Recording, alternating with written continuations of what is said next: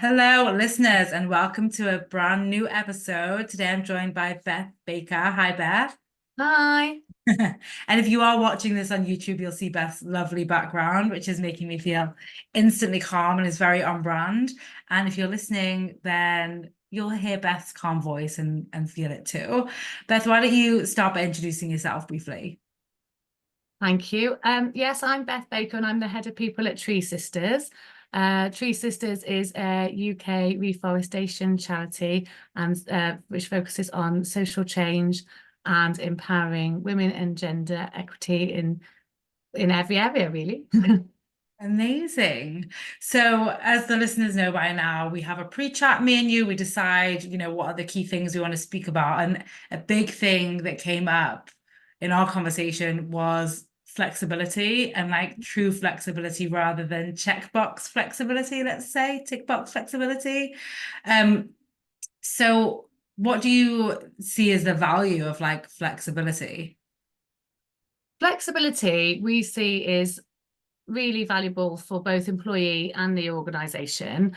Um, to allow employees to have that autonomy and that flexibility, they often feel much more productive and creative in their work, and they feel more empowered. And it also hopefully helps to reduce turnover and create a empowered, passionate workforce, really. Yeah, and so what does this look like in practice? Like, what are some, because I was amazed at some of the initiatives that you guys have, and I just think it's really fun for people listening to think kind of outside the box. So what are some of the ways that flexibility shows through in actual practice in your organizations and for your people? Yeah, well, we are very, very flexible in all areas of the Tree Sisters. And start with, we allow employees to own their own diaries and their own time. So we don't sort of have specified working hours. Employees here are able to design their own working hours, and some people prefer to have a nice morning walk or run or have some time in nature in the morning and then come in and start work then, or others prefer to work earlier and have the evening. And some people like to take some time out in the day and come back and then work later. It's totally up to the individual. We don't think that one size fits all. We want to be really empowering everybody to suit their motivations and their work-life balance. We also do have a well-being initiative called Wellness Days, which enables employees to have sort of short-term wellness hours whenever they need it. We have 6 well-being wellness days per year for prorated for part-time staff, but 6 for full-time equivalent staff. And we look at them in hours because we find that's easier because most of our employees are part-time, and people can then just take these hours for whatever they want to. If they want to do some exercise, or they're having a day where they just feel like they want to would be more productive if they could go and have some time in nature, or go and have some time with their family, or they can even take them as a spa day and have a full day off, or a family day, or whatever they want to use them for. But we feel that that's another added flexibility for our employees as well, to really own their own diaries, own their own time, and have some extra time if they need it. Yes, I love it. I love a lot of the initiatives that you're doing, and it's just given me to my attention to anyone listening that this feels like really ambitious and really far away from where you are. Don't listen to today's episode as a reason to, discount yourself or say the hurdle is too high, but really to think about what's like the one thing that we could implement, what would we love to test? And what I loved in what you shared with me about the development of the wellness days, and by the way, I do really love how it can be broken down into wellness hours, which feels way more approachable for maybe someone listening who's, not come into a flexible culture at all to think about, it could even be wellness hours. I love how you guys offer that. But I loved also like the origin story of wellness days and that example. So can you tell us a little bit about that? Because I think it's very powerful for people listening to know that like you don't necessarily get it right out the gate or do it perfectly out the gate, but as long as your intention is right and you're willing to iterate and learn. So can you share a bit about that? Yes, and I do totally believe in what you've said there too, Vicky. I think it's really important, even with the initiatives we've got in place now, to take regular engagement surveys and listen to your employees and see and trial things and move things to be where you do, to learn and develop and to get it right again, or to move it where it needs moving. So yeah, I think that's totally correct. Yes, when I came to work for Tree Sisters, the wellness days were in a slightly different form. What they had then was what was called red tent days, and these were fit for purpose at the time, and women would use them when they were menstruating, and they would be able to take a day off for that purpose. And whilst it was a great initiative and it was really welcomed and really enjoyed in the team, we just wanted it to be more inclusive and to really support everybody. So we felt that changing it to this wellness days and putting it in hours as well, because they were more limited with a day at that time. And the purpose for that red tent day bringing in was just to allow the flexibility. So by having these wellness hours, it just helped with flexibility. But I think it's really important to adapt and be receptive to people in your team. And part of Tree Sisters, as you may notice from my picture, is about being with nature. And we have just developed, in line with the fountain as well, a rooted in ethics framework. It's been worked upon the last 5 years. And their 3 pillars really relate to being receptive and changing and adapting things, which is basically what we did with the red tent days, and being reciprocal, which is for us, we do have a slight hierarchy because we have line managers that support our staff, but we don't have that power over. We don't have that we'll tell you when to work. We allow employees to have that flexibility. And the last thing is about being respectful and honouring all experiences. And if something isn't feeling quite right, then perhaps we could look at what would be more beneficial for the employee and the company as well. Yes, absolutely. And I think bringing that to almost like any kind of policy, any kind of initiative, it's almost like the mindset and the willingness to look and evaluate and iterate is more important than kind of getting it right straight out the bat, because also companies evolve, people evolve, teams grow, teams shrink. So it's kind of like, I think what we spoke about in terms of flexibility as a culture and almost as like a value even applies when you're creating the policies.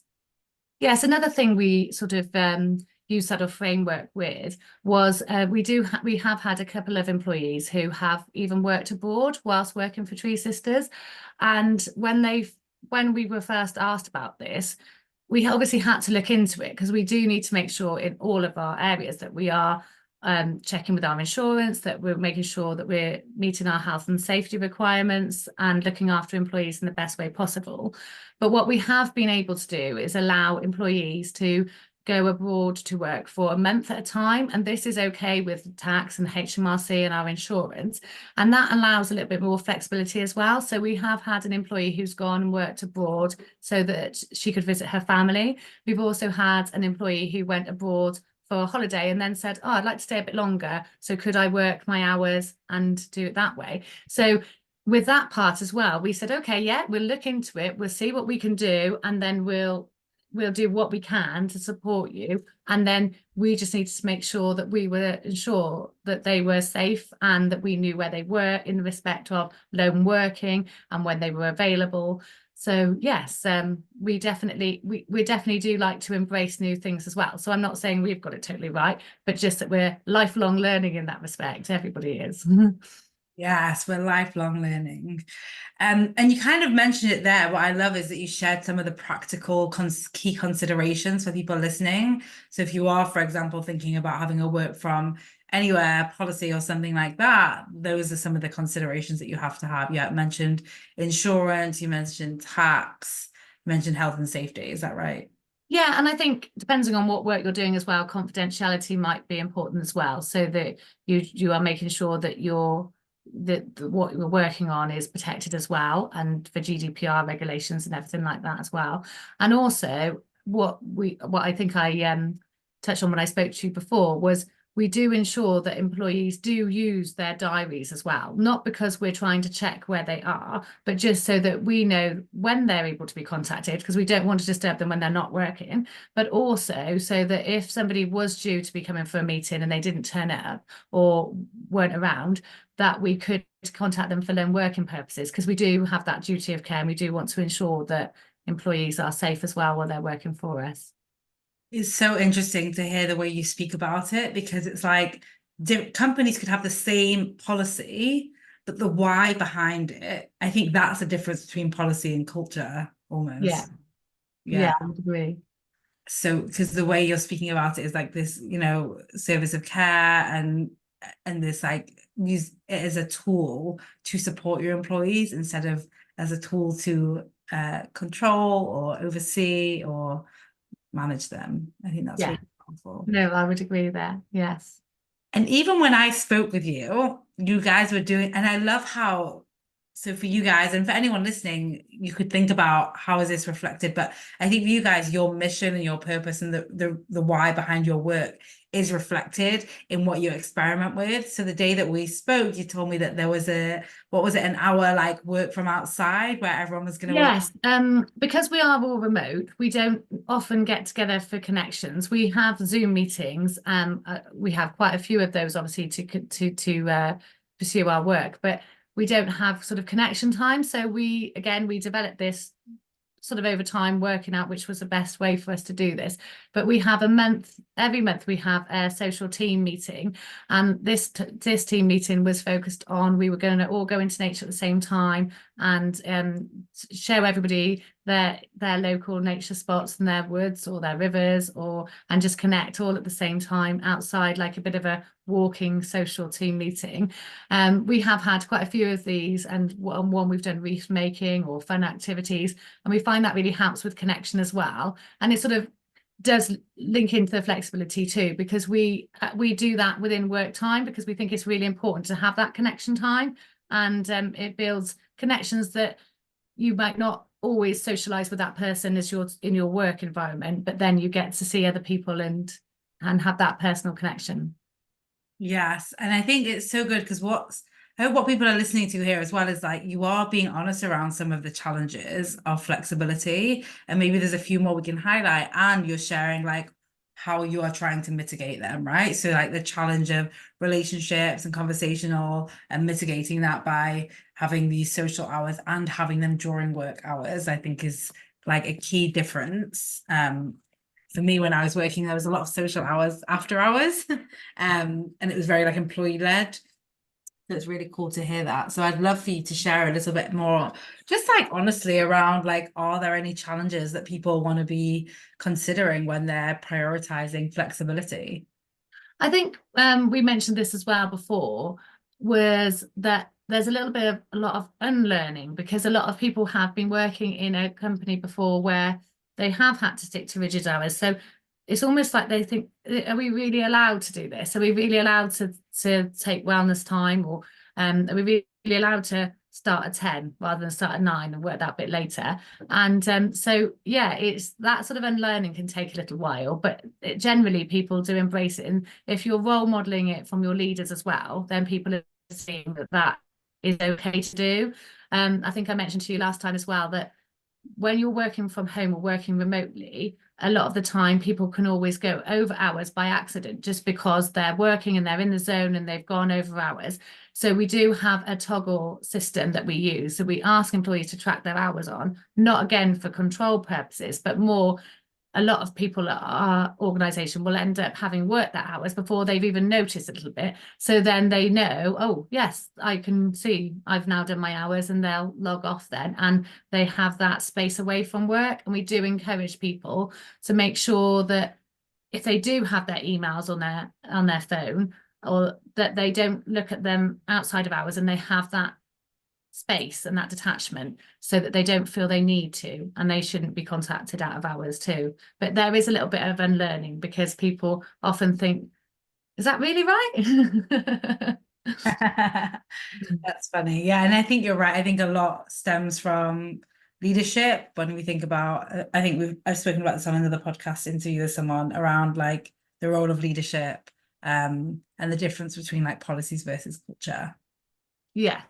Another thing that you spoke to me about was um, like how it's normal for kids to be around, for cats to be around, for dogs to bark, and your view on that. So would you share a little bit about it? Yes, I mean, I think well, a bit like you said, Vicky, really, it's important to be real. And we are all working from home, and we understand that sometimes the door, like if we're in a meeting, the doorbell might ring, or the dog or cat might be barking or want to go out, and or children come in. And with having this flexibility, if your child does need you and it's going to be a longer term thing, you can obviously take some time out. But if it's literally like a couple of minutes and you can sort them out, then that's nobody worries at all. It's absolutely fine, and it's welcomed, and it's normal. Mm. So, and it's within our culture. Some people use time to go and pick their children up from school and then come back and work a little bit longer. Some people just say, oh, my dog really wants to go out, I'm going to go and take him for a walk, and that's fine as well. So yeah, it's just being real, I think, Mm. and not being frightened of those distractions or seeing them as a distraction, just seeing them as normal. Yeah, it's so interesting because we're like a lot of people are saying, yes, you can work from home or work from anywhere. But then what we're saying is, but you can't be yourself from home. Like you have to Yeah. like cut off your life and lock the door and panic. I remember actually, I don't think I mentioned this to you already, but when I had my baby, um, I was leading a coaching call, which is my day job, and like a group one. So it was like over 50 people, if not maybe 100 there. And um childcare had fallen through. And so it was like, oh, I'm just going to have him on this call. And it's interesting what you said about distraction because I ended up creating a podcast about this on my other podcast where like I think the way we're taught about distraction is almost like you cannot be human, you cannot have anything around, you mustn't have anything in sight, and that's how you are going to be undistractable versus like distraction happens in your brain. And if we tell Exactly. ourselves like, oh, you're not going to be able to focus if there's like a noise, you've lost your focus for an hour, then we end up thinking about how we've lost our focus for an hour, for the hour, if not longer. Yeah, totally. But I think here it is just normal. So it doesn't seem at all like a distraction. It's just normal life. Yes. Yeah, it's like you guys aren't making a problem out of it. So your culture doesn't No. make a problem out of it. Your leaders aren't making a problem out of it. So it genuinely gets to not be a problem. Yeah. That's so powerful for everyone listening to just think like, what if it's not a problem? Because that's what we're choosing, right? Yes, exactly. And it makes it feel a lot less formal. It's because going to work is obviously you're working and you're doing your hours for your organization, but a lot of time people are working, especially in charities, because they're passionate about it as well. And so it just normalizes that as part of you rather than you having to be somebody else at work. So good. It's interesting. We were having this conversation yesterday around what is professional versus like what we've been told is professional. What if professional is just like doing the work instead Yeah, of I would all the agree. things, all the Yeah. external things that we're like have added on to saying like also professional is, you know, Yeah. all external things. Um, so tell me a little bit more about what happens or what your views are on like calls running over or Yeah, like so at Tree Sisters, we do obviously generally set time for calls, but if they do run over, nobody ever minds and nobody's ever worried if you join them a little bit later, because we do feel that if we're already in the flow with something, it's important to keep that talking about it and to finish that part rather than saying, oh, we've got to go now. So invariably we do run over with calls, but it's quite welcomed and quite understood, and nobody's ever concerned. And it also just helps with that bit of flexibility as well to allow people to be able to finish what they're saying and not feel shut off, and then they might forget something that's really important. And it's just welcomed by everybody else. Nobody's ever worried if they're running a little bit late because they've been supporting somebody else. It's great in that respect too. yeah, and I hope that everyone listening is really getting what Beth is sharing, which is like flexibility is like a value of your organization. It's Yeah. not something that you're trying to do. It's not a recruitment tactic. It's not a hiring tactic. It's not a marketing tactic or whatever we can see it. And the reason why I'm saying that is because I also want to normalize for people listening that flexibility might not be a value of yours, and your policies and your way of working might not be similar to Beth's, and that's okay too. I think what's more important is that the values match the culture, match the things, and with all that, I'm hoping that you are getting some ideas as you listen of things that you could test and play with, versus like, oh, we could never do that, or this isn't us. Like, it's okay if this is not your value. But I think the takeaway that I got from meeting Beth and hearing about what they're doing is you are literally living in line with your values, which are communicated to your people, and then they come in and they see it. And I think that that's the example that everyone listening should relate to. Yes, I would totally agree. I wanted to share with you a quote as well that my our board chair, I mentioned to you before, our ED was actually promoted into her role while she was pregnant, which she has written a blog about if anyone wants to read about. But we also wanted to honor her as well in her return, and listen to her and listen to what she wanted, and be flexible in where she wanted, how she wanted to return. And in this blog, anyway, our board chair said, and I quote her, "At Tree Sisters, we truly value our staff. We want to create a healthy working environment with real opportunities for our team, not limitations." And I think that really sums up everything that we are working towards with flexibilities and our values. So good. We're going to link to that article in the show notes. So if anyone is listening, wants to read more about it, because I also think that is a great example of that we don't often hear about and that we don't often see about. So I think that would be really powerful for people to listen to read, sorry, and think if you are looking to advocate for someone, to promoting them as they're going on maternity leave. I'm sure this article will provide some really good insight for you. Is there anything that we've not brought up that you would love to share with the listeners as it relates to flexibility, well-being, caring about people, you know? I think I've mostly shared a lot, but just another thing that I know we talked about was, because as well, obviously with our vision, we are committed, we are connected with nature. We do also allow employees to, well, encourage such employees to work outside as well. So if they want to do sort of garden working, that's welcomed. So we want employees to really make their space what they need for themselves.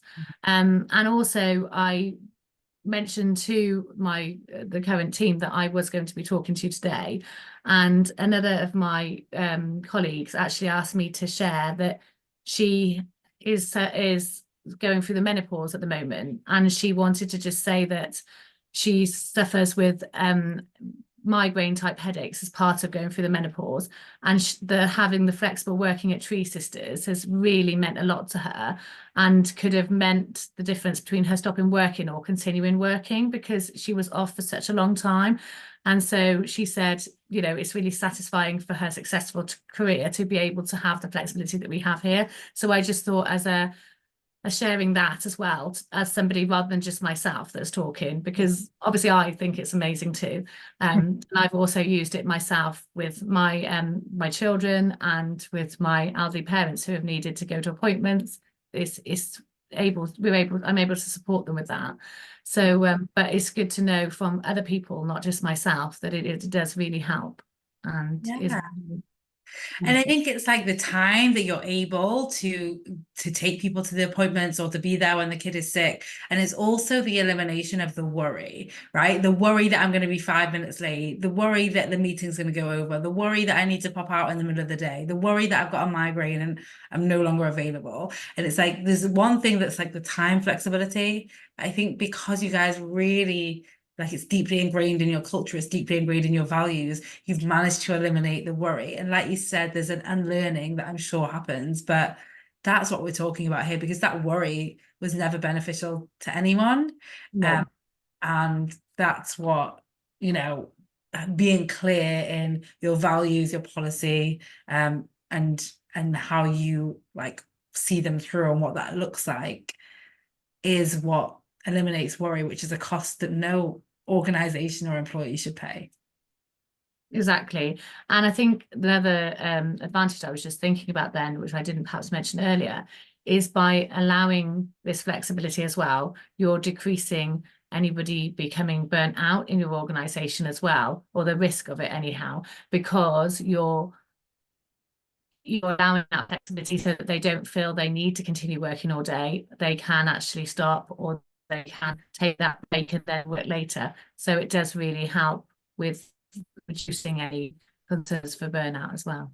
Yes, absolutely. So if you're listening, wherever you are in your flexibility journey, if you've tried something and it didn't produce the results that you want, or you want to test something and you've been like, you could just listen to so many of the things that Beth shared today and start implementing. I also remember you even speaking about walking meetings. Yeah. Things like that, like what's one thing we want to implement and test on, or maybe you're inspired to go for the wellness days and the wellness hours, or maybe you're further along and you're thinking, what else can we do, or how can we make what we're doing more effective? And the story that Beth shared about like starting with the red tent and allowing it to develop is going to be more inspiring for you, more impactful for you. I think the goal of today is not to say like you have to do everything the Tree Sisters do, although it sounds amazing, but more to say like, what do you want to do? What do you want to test next? And how can you support your people a little bit more? Yes, I agree. I also was going to just share with you, Vicky, if it's useful for any listeners, but we, as a charity, we do partner with business partners as well. That's part of obviously our funding, but also business partners that do partner with us. We could also help them with their environmental, social initiatives as well. And as part of that, you know, if they wanted to have a look at our ethical ways of doing things or our flexibility, we can share with them as well. So if ever they do want to get in touch, to please reach out. Amazing. So what we'll do is we'll link to Beth's LinkedIn in the show notes as well, so you can get in touch for potentially collaborating, idea sharing, and more. Thank you so much for your time, your wisdom, for sharing about your journey, what you guys are doing. I think it's really innovative and it's just really inspiring. Like I said, yes, the flexibility piece is inspiring, but more than that, it's the values piece for me that really stands out. That like you guys are making decisions on policy and creating a culture in line with your values. So congratulations. Thank you. Thank you. Thank you for having us on today. Of course. And if you've listened to this podcast and you know someone that you think should be on the podcast, or you want to come on the podcast yourself and share your own expertise, the link to do so is also going to be in the show notes. If you found this episode useful, please leave a review or share it on your social media. This is a brand new podcast just launched. We would appreciate all the support we can get. All right, that's it. You'll hear from me next time. I won't hear from you unless you're applying to speak on the podcast. All right, bye everyone. Thank you. Bye, Beth. Bye.